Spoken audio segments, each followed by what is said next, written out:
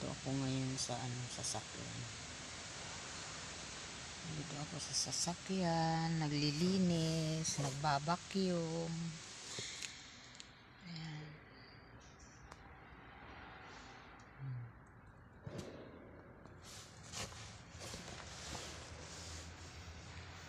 Ayun na nga. Nakakapagod. Ay, pasalamat pa rin sa Panginoon at binigyan ng lakas yung aking katawan. Nagising ng masigla at malakas, maayos na kalusugan. Binigyan ng maayos na pagkain. Kahit sobrang tipid sa pagkain,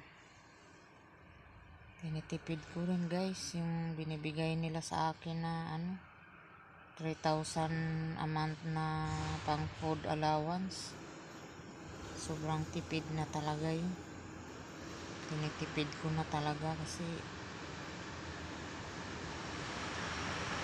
pag hindi mo titipirin,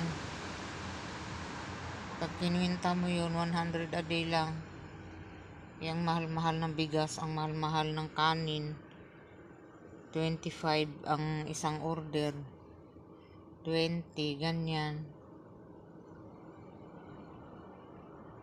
Yun namang 15 pesos ang isang order doon sa karinderya. Ang hirap naman, para namang nilugaw na. May halo ng parang may halong bahaw. Kaya yun, mahirap guys. Ito yung kanilang sasakyan ng aking alaga.